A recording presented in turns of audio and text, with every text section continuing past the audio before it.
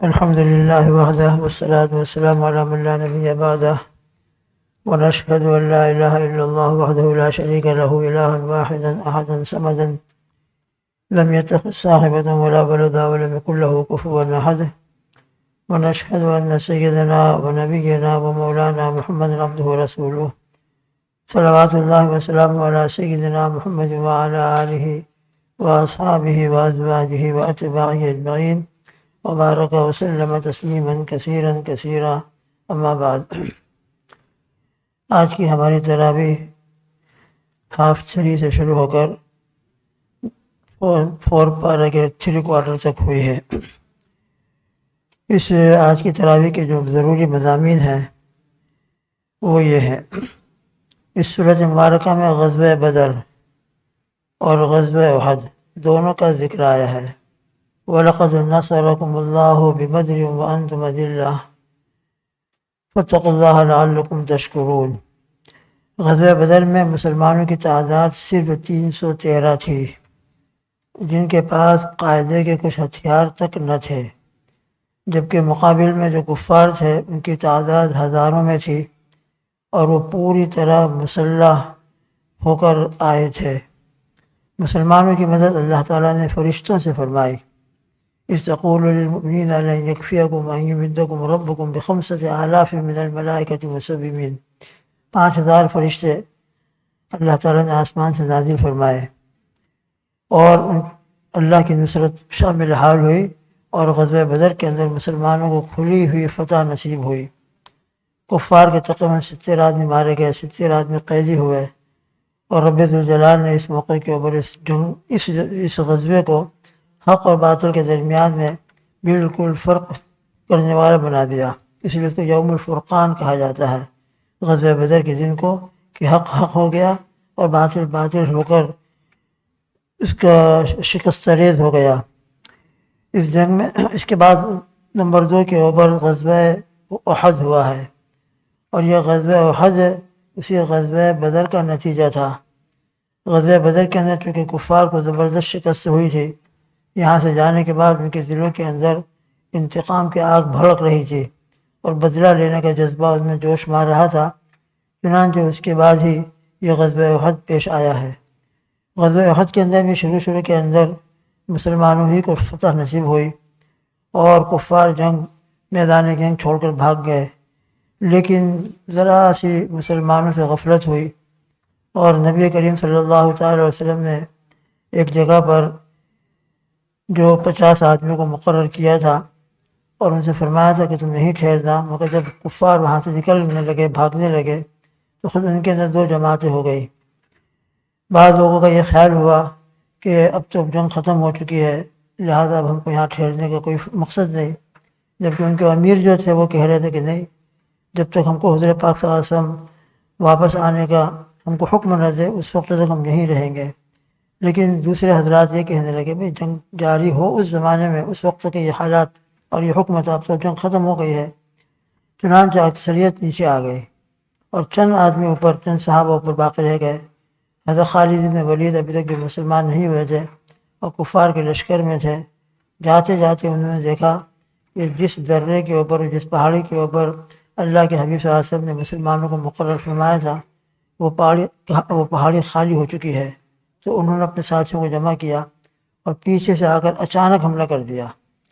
اس اچانک حملے کے نتیجے کے اندر مسلمان اور حضرات صحابہ جو مطمئن تھے، اچانک اس حملے کی وجہ سے وہ برداشت نہیں ہو سکا اور ادھر ادھر منتشر ہو گئے، اور نتیجہ یہ ہوا کہ وہ فتح جو شروع کے اندر فتح تھی بعد میں شکست کے اندر بدل گئی، اور تقریباً 70 حضرات صحابہ رضی اللہ تعالیٰ عنہ اجمعین غزوہ احد میں شہید ہوئے ہیں۔ آج بھی میدان احد کے اندر ان تمام شہداء احد کی قبریں موجود ہیں۔ جب ہم وہاں زیارت کے لیے پہنچتے ہیں تو پورے ایک باؤنڈری کے اندر ان تمام کی قبریں ہیں جنہوں نے اسلام کے لیے اپنے پسینے کی جگہ خون بہایا ہے۔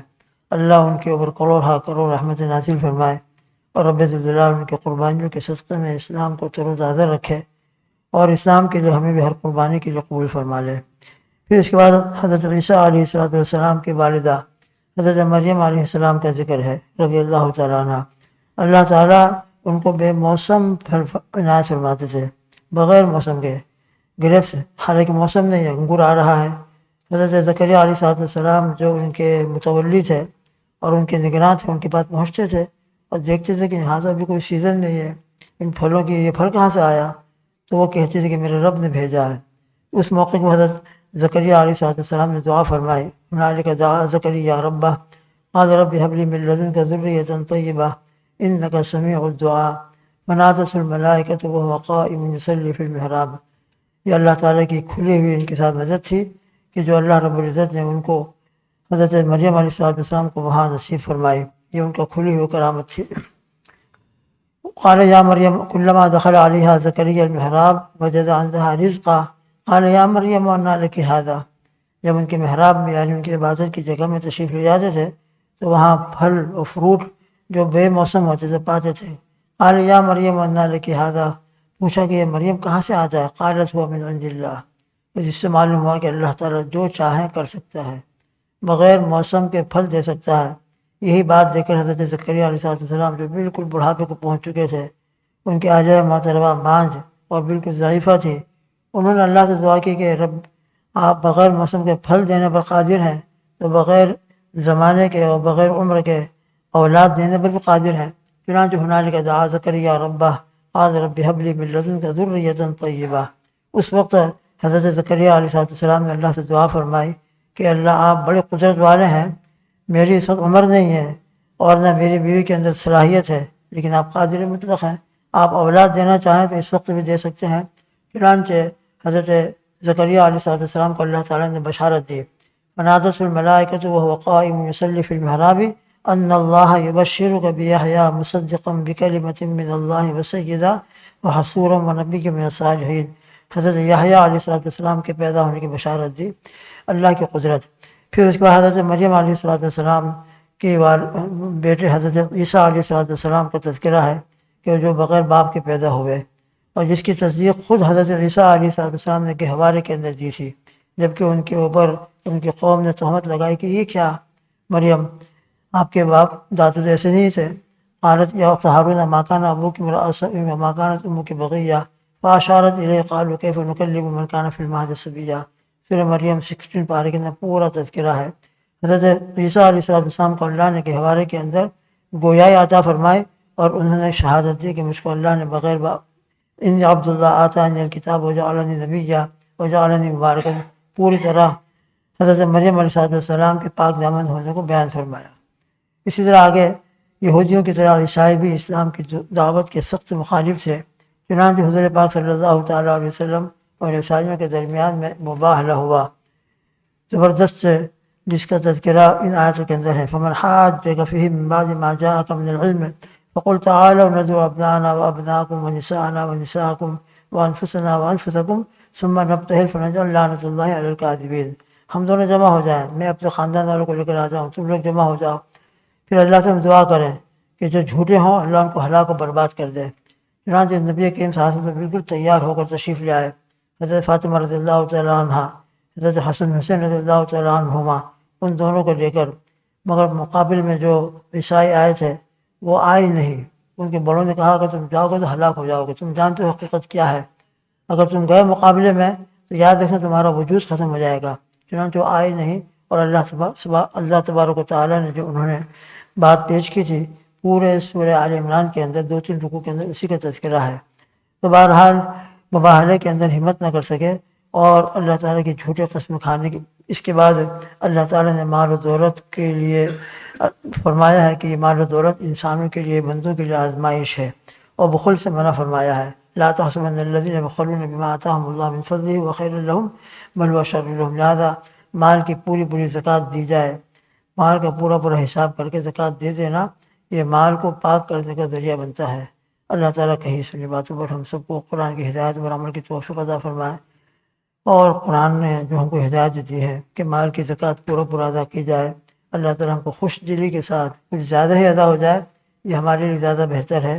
انشاءاللہ زیادہ ادا ہونے کے اندر آخرت کا ذخیرہ بنے گا، اور کم ادا ہوئی تو اس میں ہمارے لیے بہت بڑی باز پرس ہونے کا اندیشہ ہے۔ اللہ تعالیٰ ہماری کمی کوتاہی کو معاف فرمائے، ہر قسم کی غفلتوں سے درگزر فرمائے، اور قرآن کی ہدایت پر ہم سب کو عمل کی توفیق عطا فرمائے. اللہم آمین.